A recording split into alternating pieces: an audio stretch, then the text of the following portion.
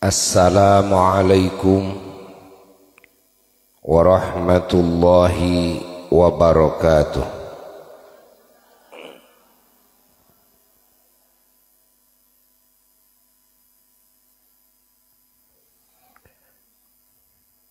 Bismillahirrahmanirrahim.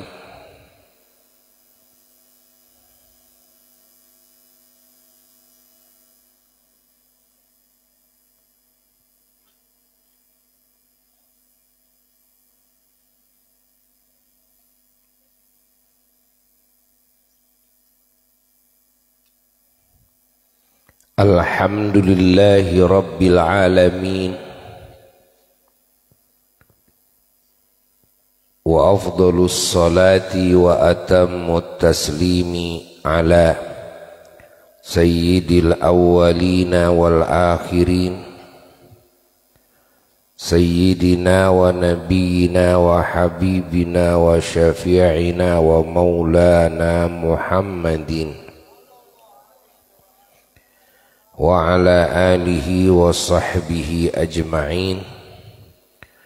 Wa la hawla wa la quwwata illa billahil aliyyil azim. Wa ba'du. Fa ya ibadallah usikum wa nafsi bitaqwallah faqad fazal muttaqun. Para jamaah yang mulia dan segenap umat junjunan alam Kangjeng Nabi Muhammad sallallahu alaihi wasallam dimanapun berada, terkhusus para ulama, para habaib yang kita cintai, yang kita muliakan,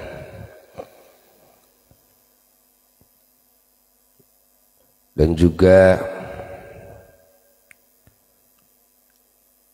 tak lupa aparat pemerintahan daerah yang sangat dihormati, terkhusus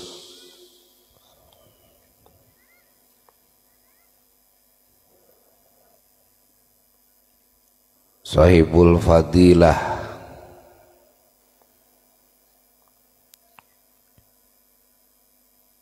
Al-Ustadz Hatim hafizahullahu ta'ala wa ra'ah beserta keluarga besar yang sangat dicintai, sangat dimuliakan, dan juga sangat didoakan semoga perjuangannya dalam dakwah mendapatkan ridhonya Allah dan pertolongannya. Begitu pula seluruh para ulama, seluruh para da'i, para mubalighin, para asatidz, semoga perjuangannya dalam dakwah oleh Allah dikasih hidayah dan taufik, dikasih keridhaan, dikasih pertolongan dan penguatan dari Allah, dan diberkahkan dalam segala langkah-langkahnya. Alhamdulillah, malam ini malam kedua dalam acara ta'ziman wa takriman wa mahabbatan, acara mengagungkan, memuliakan, mencintai, dan juga mengingat, mengenal lebih jauh, dan mensyukuri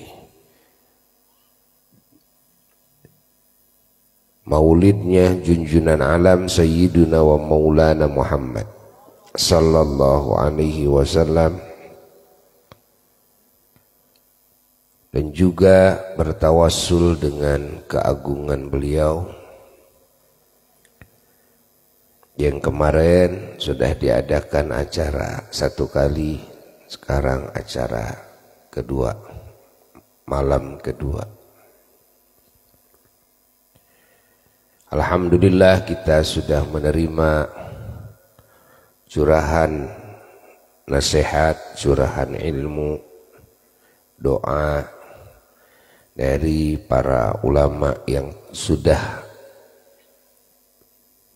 hadir, sudah memberikan tausiah, doa kepada kita.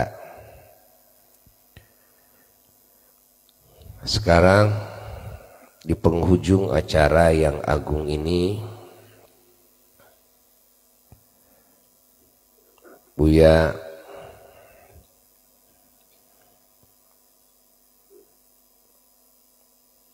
alhamdulillah oleh Allah ditakdirkan, dikehendaki bisa hadir ikut mengagungkan, ikut mensyukuri maulidnya junjunan alam Sayyiduna wa Maulana Muhammad sallallahu alaihi wa alihi wasallam.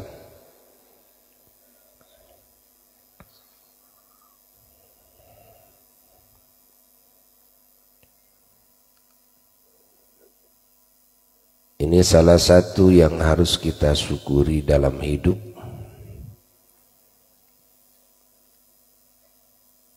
Adalah ketika kita dikasih petunjuk oleh Allah, dikasih kekuatan, bisa melaksanakan perintahnya, bisa menjauhi larangannya, bisa berbuat kebaikan-kebaikan yang Allah ridhai. Karena Allah semuanya, ini bagian yang harus kita syukuri. Kita bisa hadir dalam majelis ilmu, bisa menyerap ilmu, menghafal, memahami, mengamalkan, baik dari mulai yang wajibnya, lalu yang sunnahnya. Ini harus kita syukuri. Kita juga bisa meninggalkan larangan Allah, baik dari mulai yang haramnya, terus yang makruhnya. Ini juga harus kita syukuri dalam hidup.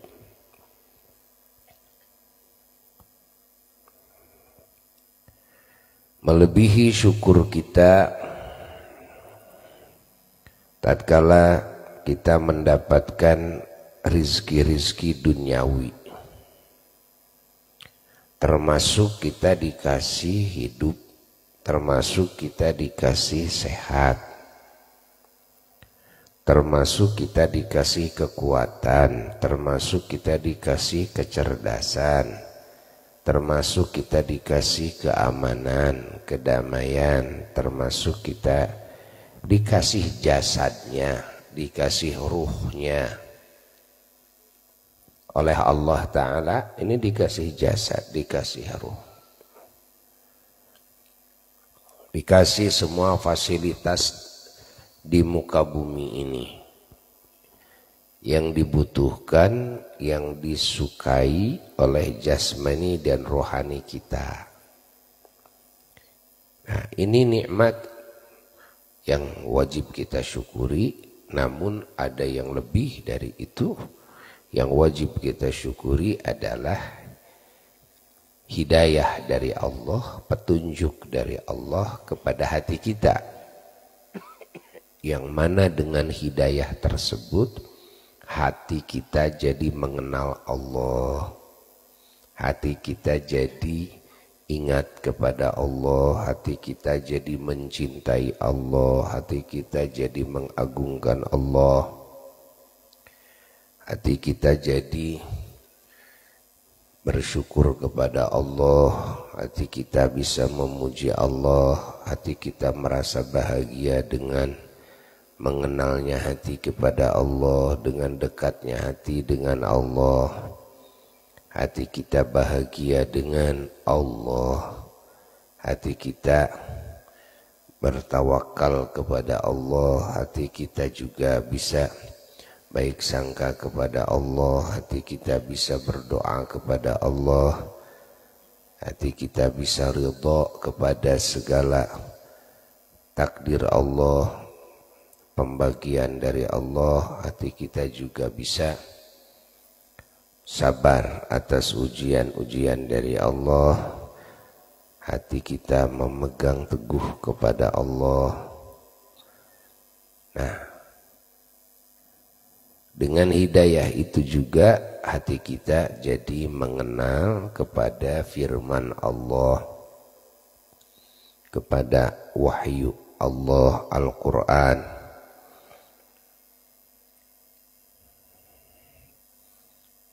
Kita bisa membacanya, kita bisa mendengarnya. Al-Quran dibacakan oleh yang lain, kita juga bisa menghafalnya.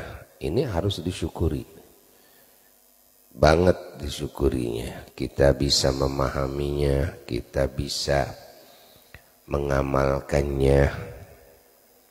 Nah, lalu dengan hidayah itu juga kita mengenal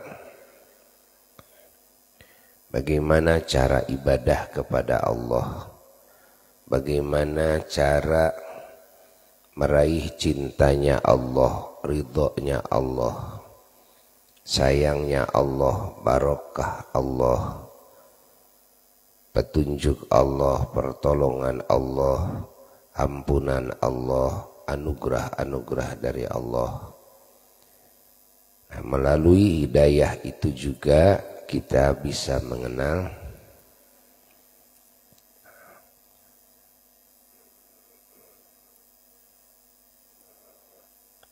hukum-hukum yang Allah Ta'ala bentangkan dalam hidup manusia dan bangsa jin di muka bumi ini. Perintah-perintah Allah, baik yang wajib maupun yang sunnah, lalu kita bisa mengamalkannya walaupun secara bertahap. Dan kita mengenal larangan-larangan Allah, baik yang haram maupun yang makruh, lalu kita bisa menjauhinya walaupun secara bertahap. Lalu kita juga mengenal hal-hal yang jaiz, yang boleh-boleh saja. Di situ kita juga dengan hidayah mengenal kebaikan-kebaikan dari keburukan-keburukannya. Lalu kita bisa melakukan berbagai kebaikan, bisa menjauhi berbagai keburukan. Lalu kita bisa menjadikan adat istiadat menjadi wasilah untuk beribadah kepada Allah Ta'ala, baik wasilah untuk melakukan taat maupun wasilah untuk menjauhi maksiat dan kemunkaran-kemunkaran, kezaliman-kezaliman kepada sesama. Ini subhanallah anugerah yang terbesar. Lalu anugerah yang terbesar juga hati kita dengan hidayah Allah mengenal para utusannya, para nabinya alaihimussalam, terkhusus junjunan alam Sayyiduna wa Maulana Muhammad sallallahu alaihi wasallam, mengenal sifatan-sifatannya, mengenal juga keagungan-keagungannya, mengenal keunggulan-keunggulannya, keistimewaan-keistimewaannya, kesempurnaan-kesempurnaannya, kesuciannya, kewangiannya, keindahannya, mengenal mukjizatnya, irahasnya, dan juga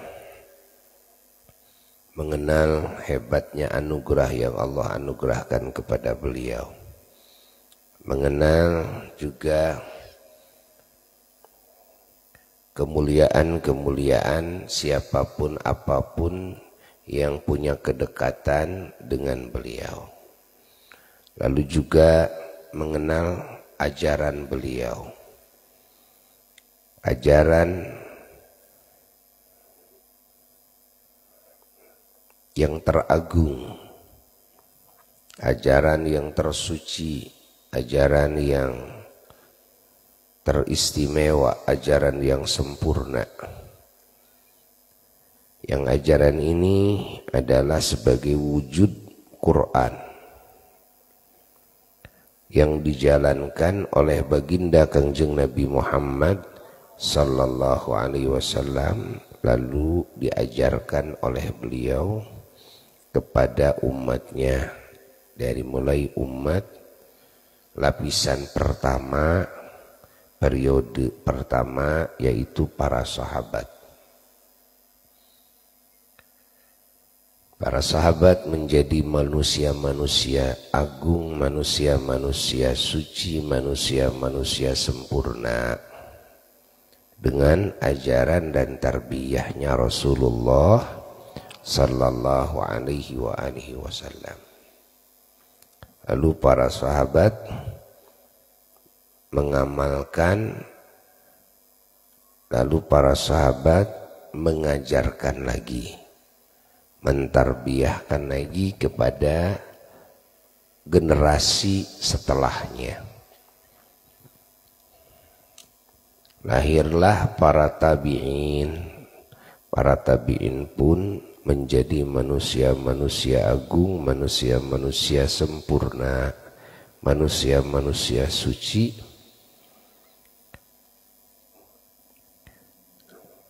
yang mengamalkan Al-Quran dalam hidupnya, mengamalkan sunnah-sunnah Rasulullah sallallahu alaihi wasallam dalam hidupnya, melalui ajarannya para sahabat, tarbiyahnya para sahabat.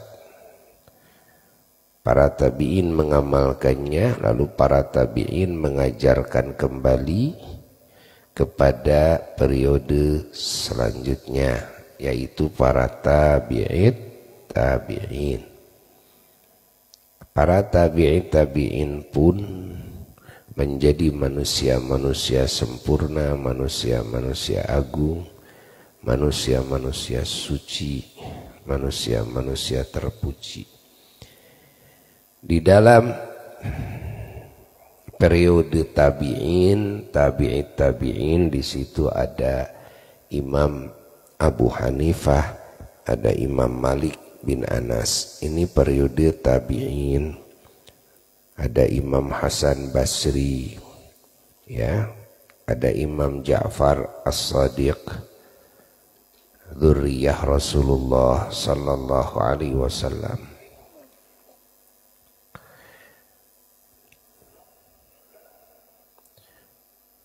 Dan juga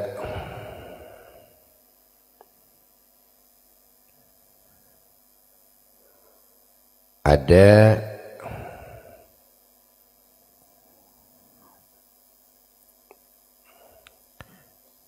di periode tabi'in, muridnya para tabi'in, ada Imam Syafi'i, Imam Muhammad bin Idris Asy-Syafi'i radhiyallahu anhu. Ada Imam Ahmad bin Hambal, Imam Hambali radhiyallahu anhu. Dan banyak lagi. Ada Imam Sufyan Ats-Tsauri, ada Imam Sufyan bin Uyainah, ada Imam Ishaq bin Rahuyah, ada Imam Dawud Adz-Dzahiri, ya, ada Imam Ibnu Jarir At-Tabari, ada banyak lagi imam-imam lain.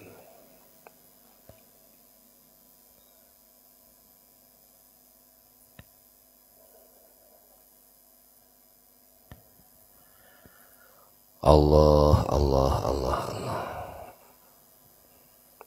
Lalu mendidik murid-muridnya, melahirkan lagi manusia-manusia yang agung, yang sempurna.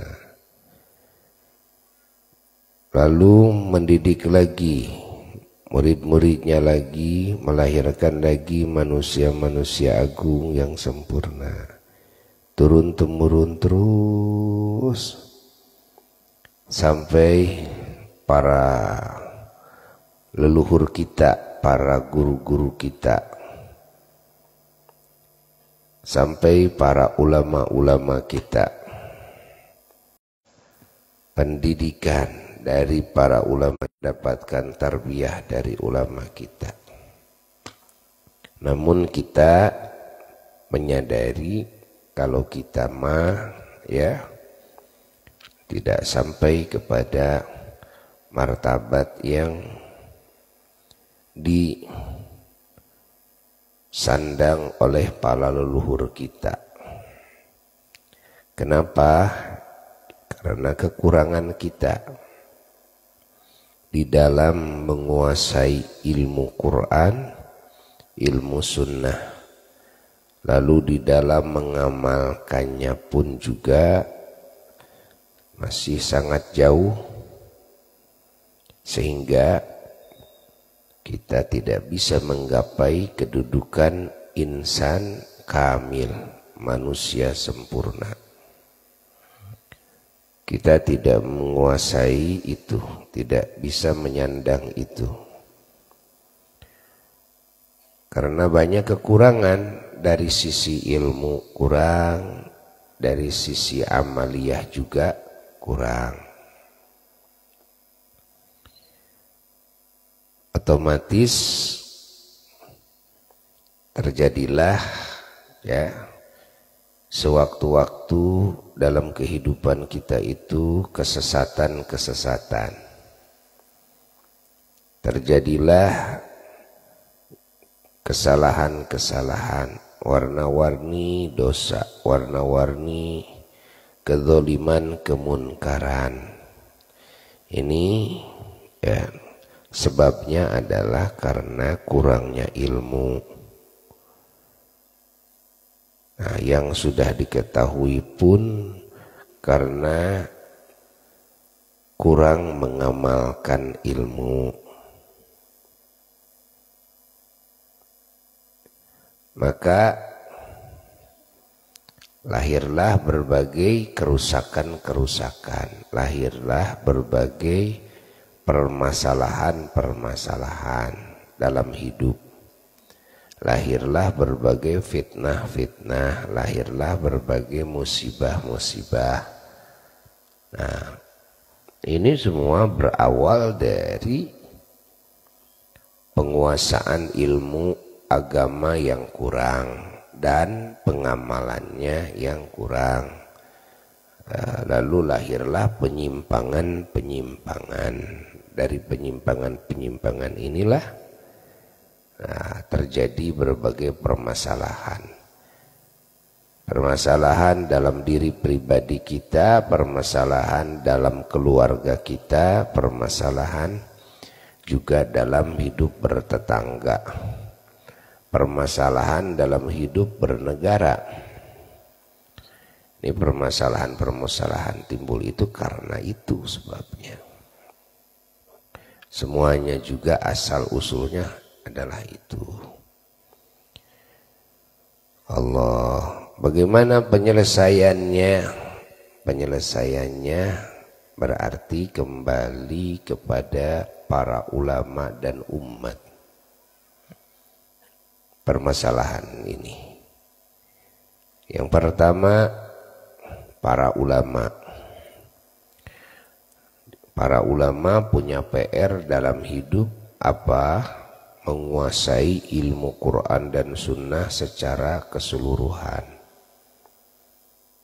Jadi ulama walaupun sudah disebut ulama, selama masih ada kurang dalam keilmuan Quran dan Sunnah, maka tetap harus mengkajinya, harus menguasai ilmu tersebut, harus menghilangkan kebodohan-kebodohannya. Dari sisi yang mana yang belum diketahui, nah harus diketahui. Setelah itu PR-nya para ulama dulu adalah mengamalkan ilmu-ilmu tersebut dengan sempurna. Ilmu yang mana yang belum diamalkan itu PR pertama-tama dari ulama. Kalau ulama sudah seperti itu, maka ulama akan menjadi suri toladan yang sempurna bagi umat. Lalu para ulama ini juga harus bangkit mendidik umat dari sisi keilmuan dengan sempurna, dan juga mentarbiyah umat ya dari sisi pengamalannya juga dengan sempurna.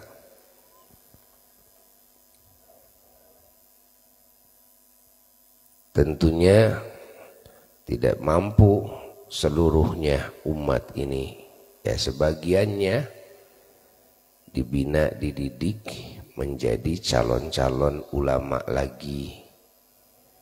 Nah, sisanya tidak sampai kepada martabat ulama, sesampainya aja.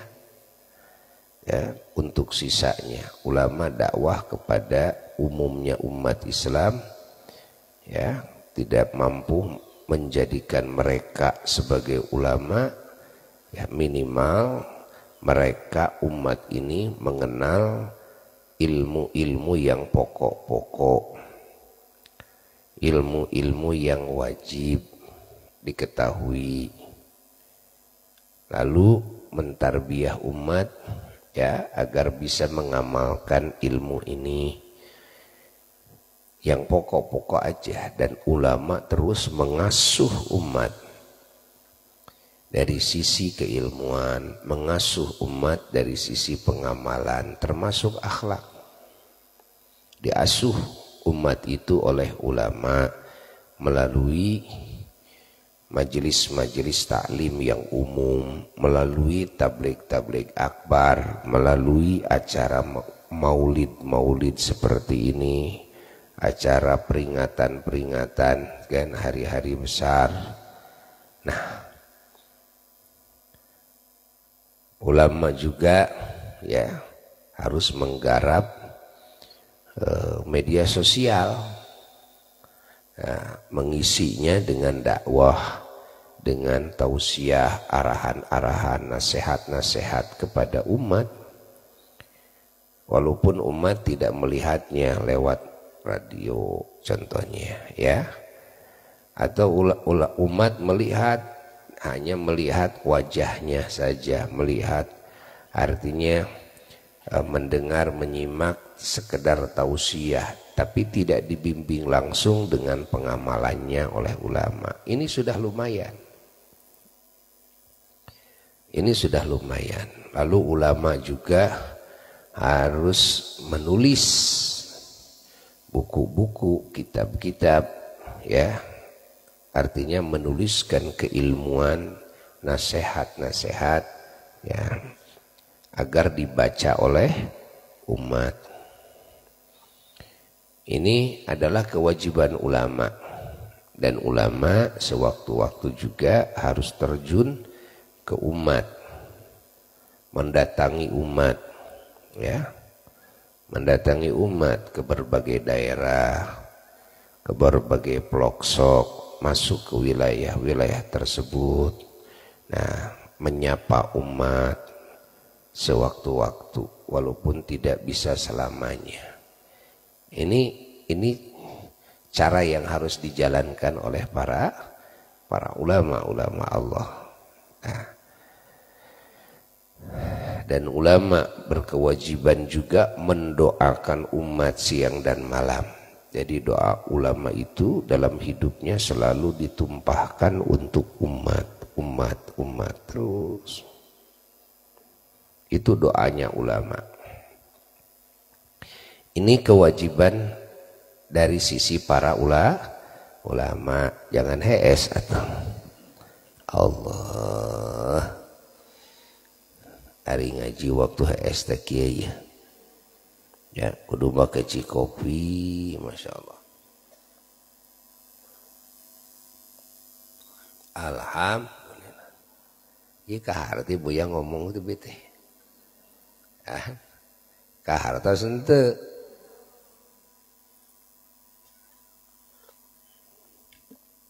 Alhamdulillah. Lalu sekarang dari sisi umat, itu rek ngomean, ngomean teh kudunya ti ulama heula, ya, terus gitu kakarak umat. Dari sisi umat bagaimana umat Islam ini kan dikasih akal yang sehat oleh Allah. Maka umat Islam ini semuanya ya harus berjuang keras umat ini untuk mengkaji ilmu Quran dan sunnah dari ulama. Umat ini harus rajin ngaji terus. Mendatangi ulama, menghadiri majelisnya ulama, kan? Meminta arahan kepada ulama, curhatnya kepada ulama. Nah, terus minta doa dari ulama. Ini kewajiban umat nih, kewajiban umat. Lalu semampunya, tapi harus mengerahkan segala kemampuannya. Mengkaji ilmu Allah dari ulama. Kalau sewaktu-waktu tidak bisa secara langsung lewat media sosial, ya, ikut kajian ulama lewat streaming, lewat radio atau lewat apa saja, termasuk juga buku-buku para ulama. Rajin membaca kitab-kitabnya para ulama, ya, yang bisa difahami oleh kita. Kalau kita bisa memahami dengan bahasa Arab, ya marhaba. Kalau tidak bisa, ya sesuai dengan bahasa yang kita fahami.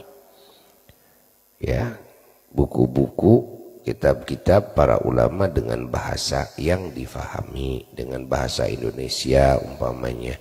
Harus rajin di rumah itu baca-baca itu.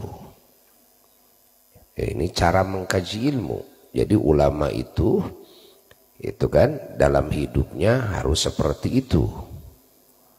Nah, di samping menjalankan juga menggarap kemaslahatan hidup yang lainnya seperti mencari rezeki yang halal, ya, membangun kesehatan, nah, dan juga membangun keamanan. Nah, jadi harus ada waktu sengaja dipakai untuk ngaji ke ulama, hadir di majelis-majelis pengajian bersama ulama, datang ke ulama, curhat ke ulama, minta saran-saran dan doa dari ulama. Ya, harus ada waktu menatap wajahnya ulama, harus ada waktu itu. Harus dibikin, tidak boleh cuek, tidak boleh merasa cukup umpamanya melalui streaming, tidak boleh. Ya, itu ketika kita tidak mampu sewaktu-waktu untuk hadir Nah, ada streaming, ya lewat streaming. Lewat streaming juga ya, kita jalani, ya kita ngaji, walaupun streamingnya rekaman. Kan ada streaming yang live, kan? Ada streaming rekaman. Ya kita dengarkan lewat streaming rekaman itu. Lewat YouTube.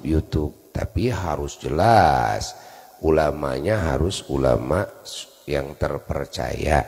Kalau sudah mendapatkannya, ngajilah ke situ. Walaupun lewat YouTube. Paham? Paham? Walaupun lewat YouTube, ada lewat apalagi FB, ada lewat ya macam-macam, silahkan asal sudah punya guru sebagai ulama yang terpercaya, sudah ikuti ya. Mampu untuk hadir langsung, hadirlah. Harus dimanage sewaktu-waktu, harus hadir juga, harus ketemu dengan ulama ya. Di waktu lain tidak bisa ketemu, ya ikutlah melalui media sosial, baca buku-buku ulama oleh kita. Faham ini? Ini kewajiban siapa? Yang keras. Kewajiban siapa? Umat. Nah, lalu umat yang dikasih kemampuan oleh Allah, umur, ya, dikasih kekuatan otak, dikasih kekuatan fisik, nah, untuk mengkaji ilmu Allah secara khusus, fokus, lebih banyak, nah, jalankan itu. Contoh seperti mana? Seperti anak-anak ya, yang masih muda ya, anak-anak masih kecil. Nah ini kan bisa fokus, belum terganggu dengan kesibukan-kesibukan dalam kepentingan duniawi ya. Maka anak-anak ini harus dipesantrenkan ke ulama, pesantrenkan ke ulama agar menguasai ilmu Quran, ilmu sunnah, lebih fokus lagi.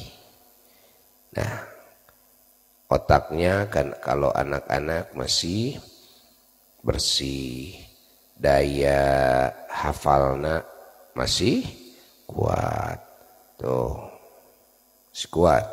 Lalu juga masih belum terganggu dengan kesibukan-kesibukan yang lain, haliyah dunyawiyah. Nah, itu masa-masa keemasan untuk menggapai ilmu, menghafal, memahami, itu masa keemasan tuh. Jangan disia-siakan ya. Ini Buya ngomong sama umat yang masih punya kesempatan ya, peluang emas.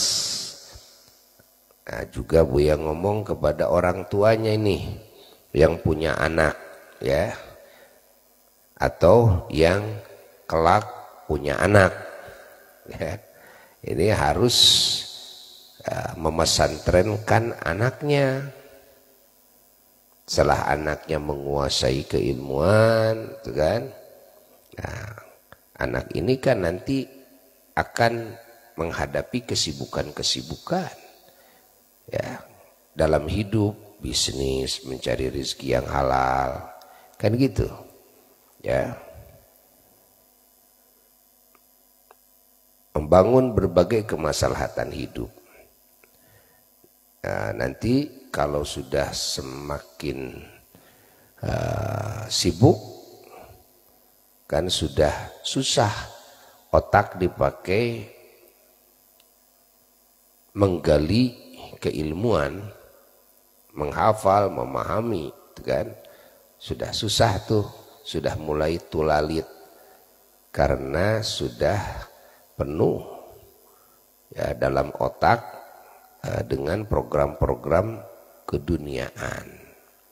Maka kalau dari kecil ya sampai usia muda, kira-kira sampai 20 tahun atau 22 sampai 23, 25 tahun, nah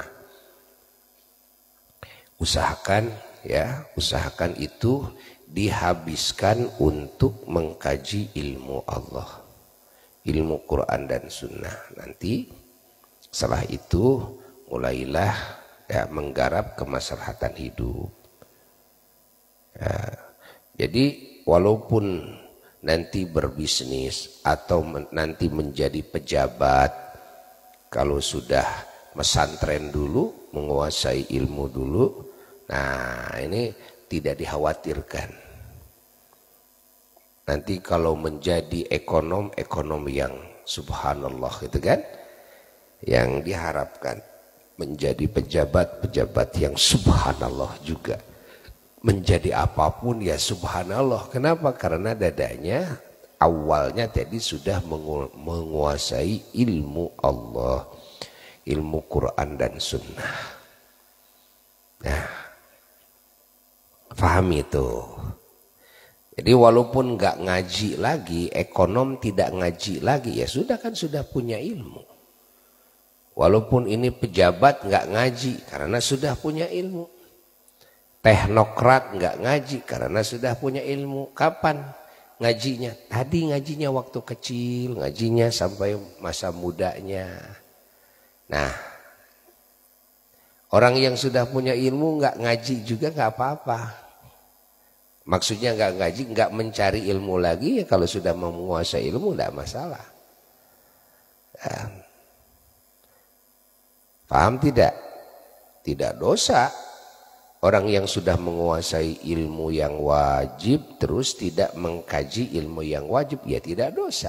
Karena sudah menguasainya, tinggal mengamalkannya. Nah, kertas ente jelas. Nah gitu. Lalu umat ini juga ya, umat ini kewajiban apa? Kewajiban juga membantu ya para ulama di dalam dakwahnya, dalam taklimnya. Ini kewajiban umat. Yang punya tenaga dengan tenaganya, yang punya harta dengan hartanya, itu kan? Punya jabatan dengan jabatannya, dengan apa saja. Yang penting bagaimana dakwah ini bisa tersebar.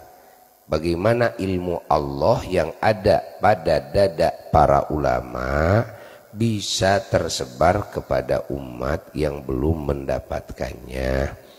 Maka kita umat harus siap menjadi fasilitator. Harus siap umat ini ya memfasilitasi para ulama. Umat bisnis, sebagian dari hasil bisnisnya, ayo ikut serta berjuang dengan ulama yang memerlukan dana dalam perjuangan dakwahnya. Nah, kita punya tenaga, waktu, di situ ada pekerjaan yang butuh tenaga, ayo kita siapkan, sumbangkan tenaga kita, gitu kan? Dalam mewujudkan cita-cita dakwahnya para ulama.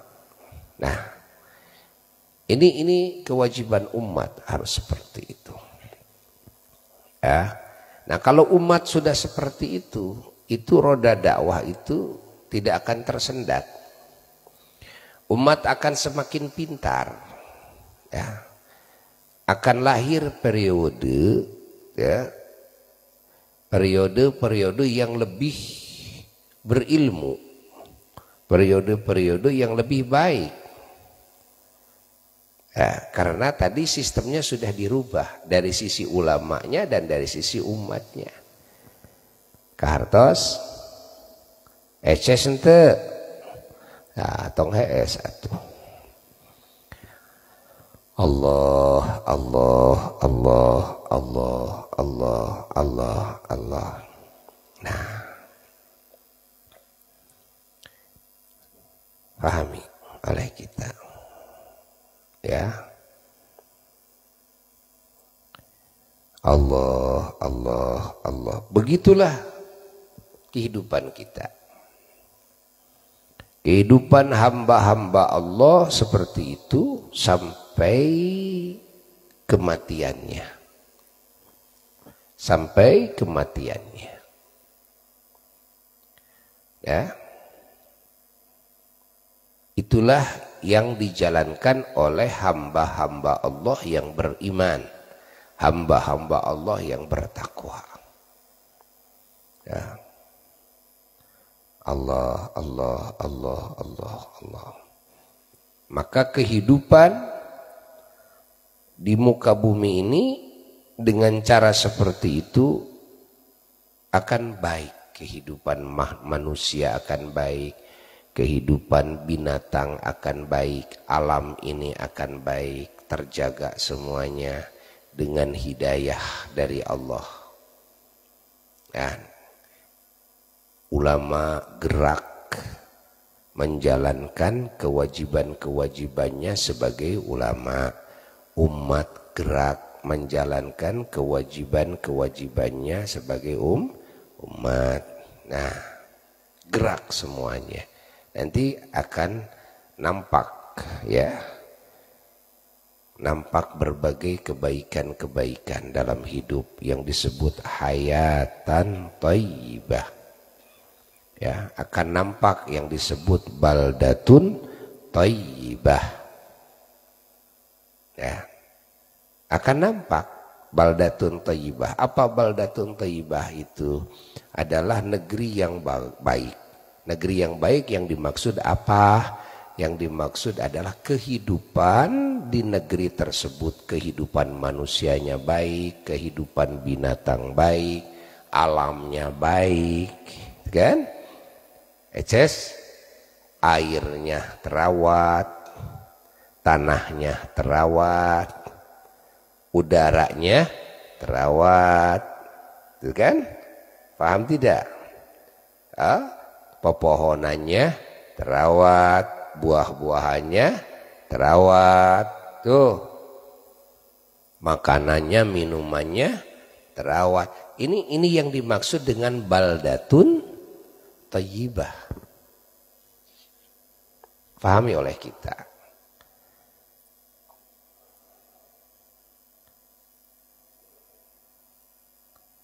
Jelas? Jelas tidak? Alhamdulillah.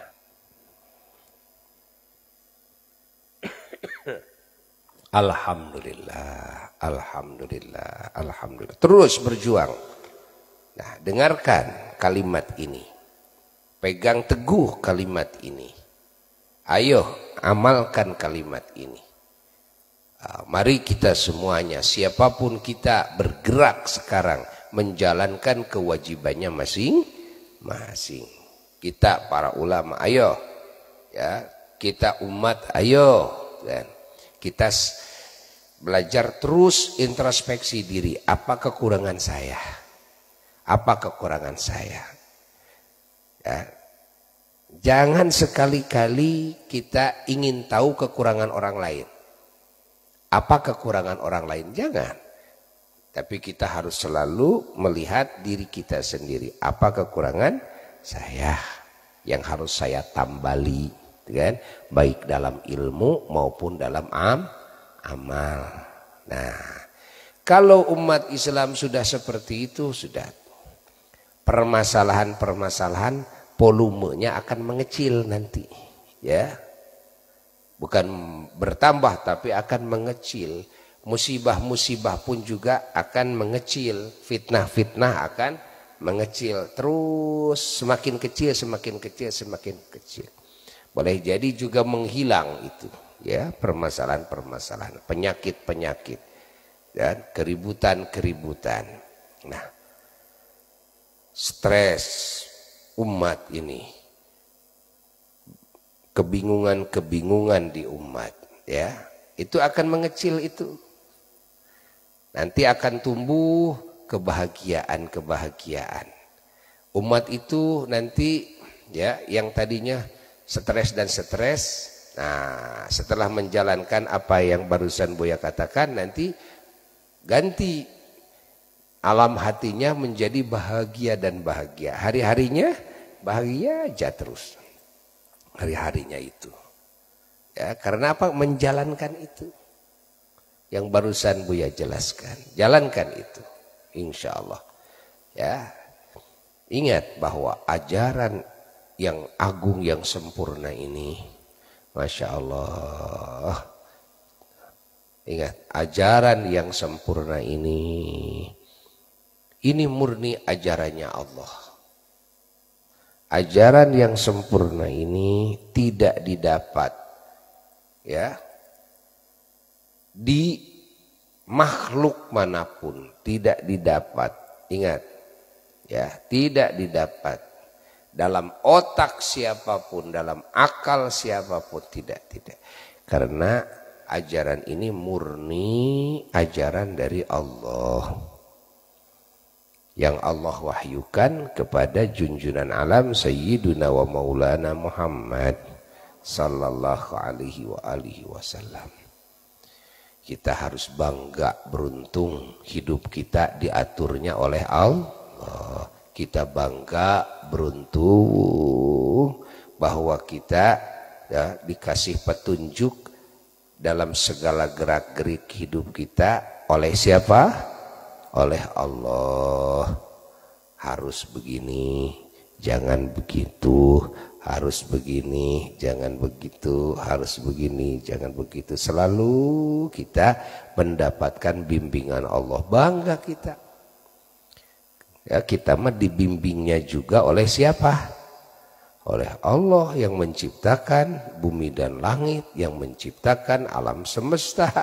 Coba, ya, kitalah makhluk yang paling beruntung. Orang-orang yang beriman itu adalah makhluk yang paling beruntung. Bayangkan, alam hatinya dibimbingnya oleh siapa?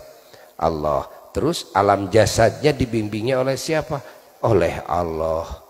Ucapannya dibimbing oleh Allah. Perbuatannya dibimbing oleh Allah. Niatnya dibimbing oleh Allah. Akhlaknya dibimbing oleh Allah. Segala gerak-geriknya dibimbing oleh Allah. Coba siapa makhluk yang paling beruntung? Ya. Selain daripada hamba-hamba Allah yang beriman. Maka benar apa yang Allah Ta'ala, maha benar apa yang Allah Ta'ala firmankan dalam Qur'annya. A'udzubillahi minasyaitonirrajim. Bismillahirrahmanirrahim. Qad aflahal mu'minun. Sungguh beruntung orang-orang yang beriman. Sungguh beruntung. Kata siapa? Kata Allah. Jadi yang paling beruntung itu orang-orang yang beriman. Karena segalanya dibimbing oleh siapa? Oleh Allah.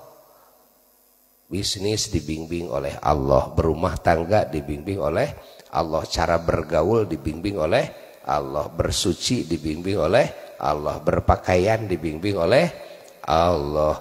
Berpolitik dibimbing oleh Allah. Memimpin rakyat dibimbing oleh Allah. Jadi siapa yang paling beruntung di muka bumi ini? Enggak ada kecuali orang yang beriman. Eces. Alhamdulillahirabbil alamin. Ini bagian daripada, ya, makna kelahiran Kangjeng Nabi Muhammad sallallahu alaihi wasallam yang disyukuri oleh kita semuanya umat Islam. Yang disebut mengagungkan Maulid Nabi, mensyukuri Maulid Nabi, salah satu, ya, makna yang lahir dari Nabi adalah yang ini yang barusan dibicarakan. Ini salah satunya. Jadi kita mensyukuri kelahiran Kangjeng Nabi sallallahu alaihi wasallam ya, adalah diantaranya mensyukuri hidayah, mensyukuri iman, mensyukuri Islam, mensyukuri Masya Allah bimbingan Allah kepada kita semuanya. Alhamdulillahirabbil alamin. Alhamdulillah, itulah yang bisa Buya sampaikan di penghujung acara yang agung ini. Di saat ijabah ini, mari kita sekarang mengangkat tangan kita, berdoa kepada Allah, bertawassul dengan keagungan Kangjeng Nabi Muhammad sallallahu alaihi wasallam. Semoga hajat-hajat kita dikabul oleh Allah. Allahumma salli ala habibika Sayyidina Muhammad wa ala alihi wa sahbihi wa barik wa sallim wa radha an jami'is sahaba wal qarabah wa tabi'in wa tabi'in tabi'ina lahum bi ihsan ila yaumiddin. Amin ya rabbal alamin.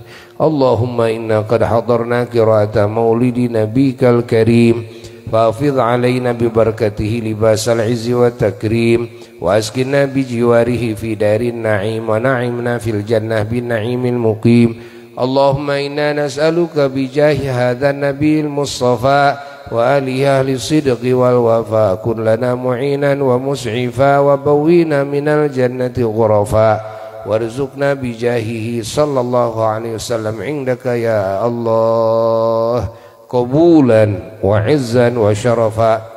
اللهم إنا نتوسل إليك بنبيك المختار وآله الأطهار وأصحابه الأخيار كفر عنا الذنوب والأوزار يا الله يا الله يا الله واحرسنا من جميع المخاوف والأخطار واجمع بيننا وبينه في دار القرار وتقبل منا ما قدمنا من يسير أعمالنا في الإعلان والإصرار وارحمنا برحمتك واغفر لنا إنك أنت العفو الغفار يا غفار. سبحان ربك رب العزة عما يصفون وسلام على المرسلين والحمد لله رب العالمين. وإلى حضرة النبي صلى الله عليه وسلم الفاتحة.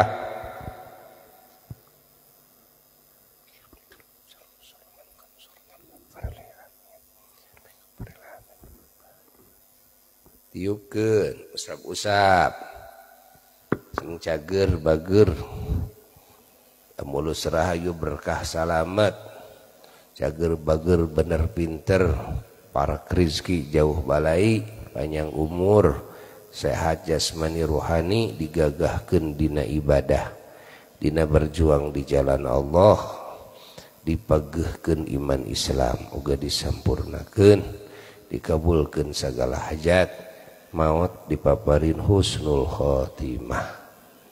Sakitu nu kapihatur. Wassalamualaikum warahmatullahi wabarakatuh.